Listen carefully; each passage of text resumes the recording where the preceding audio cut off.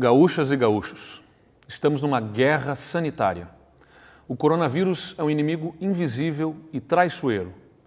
Ele provoca uma doença veloz, sem fronteiras, que paralisa o mundo e desafia governos, empresas e instituições. Não é diferente aqui no Rio Grande do Sul. Todos estamos aprendendo a lidar com os seus efeitos e é compreensível que fiquemos assustados.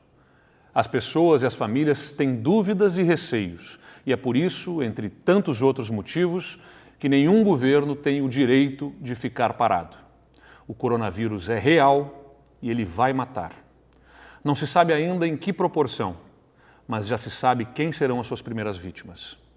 A enfermidade vai chegar com força entre os mais vulneráveis, entre os de mais idade, entre aqueles que já possuem debilidades crônicas de saúde, entre os mais frágeis da nossa sociedade, a quem nós temos a obrigação de proteger. Propor e executar medidas drásticas, ainda que antipáticas e restritivas, deve ser feito em respeito à população. Nós não conhecíamos a gravidade do problema, mas também não fomos pegos de surpresa. Desde janeiro, o governo do estado se prepara para a chegada desta doença globalizada com um plano de contingência feito pela nossa Secretaria da Saúde.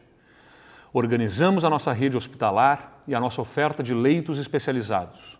Monitoramos os casos e melhoramos a nossa capacidade de vigilância sanitária e de realização de exames. Desde que identificamos o primeiro caso no nosso estado, no dia 10 de março, intensificamos essas ações. Alteramos o formato de trabalho dos servidores, ajustamos a prestação de serviços públicos para inibir a circulação de pessoas, buscamos recursos para equipar a nossa rede hospitalar. Apresentamos projetos de lei para a nossa Assembleia Legislativa que nos autorizam a contratar temporariamente servidores para o nosso sistema de vigilância sanitária e de regulação hospitalar. O nosso parlamento, comprometido com o nosso esforço, já aprovou essas matérias. Também mobilizamos o nosso sistema financeiro público para criar mecanismos de alívio financeiro para a retração econômica que virá e que vai afetar o emprego e a renda de muitas pessoas. Haverá um recuo da atividade econômica em todos os setores, com uma forte repercussão fiscal sobre as nossas contas públicas. Decretamos estado de calamidade pública com medidas ainda mais drásticas. A partir de agora, vão ser adotadas novas restrições com caráter de determinação e não mais apenas de recomendação. O nosso objetivo é qualificar o atendimento aos pacientes, garantir o abastecimento e restringir a circulação de pessoas no território. Nós não estamos sozinhos nesse enfrentamento. Buscamos os demais poderes para somarmos esforços nesse grande movimento de conscientização e de solidariedade que eu devo liderar como governador, mas que não vai ser efetivo se não tiver o envolvimento de todos. E não temos tempo a perder. Cada um de nós é sim capaz de atuar significativamente contra a expansão do coronavírus. Por isso, não se exponha, fique em casa, proteja as pessoas de mais idade. Não faça festas, não faça eventos, cerimônias, reuniões presenciais. Tudo o que puder ser cancelado deve ser cancelado. Você pode estar com uma falsa sensação de que há excesso de recomendações, talvez porque ainda não tenhamos tantos casos confirmados. Mas eu posso lhe garantir, não economize no cuidado. Não podemos esquecer que há um intervalo de tempo entre o contágio e os primeiros sintomas. Certamente o vírus já circula nas nossas casas, nos nossos locais de trabalho e de diversão, e é agora que nós precisamos mudar os nossos hábitos. Reforce a higiene das mãos, pratique as regras de etiqueta respiratória e procure se resguardar em caso de sintomas. Fique em casa e cuidado com as fake news. O governo do estado mantém um portal com informações confiáveis sobre a doença.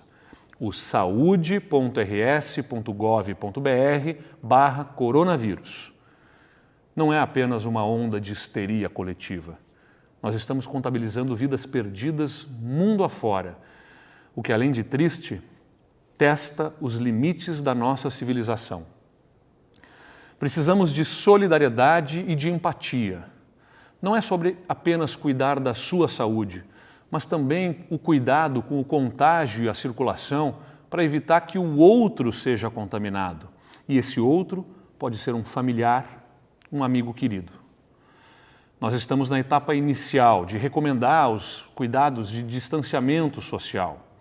Esses cuidados, se forem rigorosamente observados, certamente vão ajudar na redução da velocidade de dispersão do vírus, mantendo nos níveis de capacidade de atendimento das nossas redes de saúde. Gaúchas e gaúchos, que saiamos mais conscientes desse momento histórico, que ao final dessa travessia nós tenhamos aprimorado a consciência de que nós somos uma única espécie e que somos absolutamente vulneráveis. Que saibamos acreditar mais na fraternidade e na força da cooperação. Nós temos no Rio Grande do Sul um povo afetuoso. Que nós tenhamos, daqui a algumas semanas, apenas saudade dos abraços, dos beijos e dos apertos de mão que nós não estamos dando hoje. É muito melhor a saudade de um abraço e de um aperto de mão do que a saudade de alguém que partiu. Eu conto com cada um de vocês. Muito obrigado.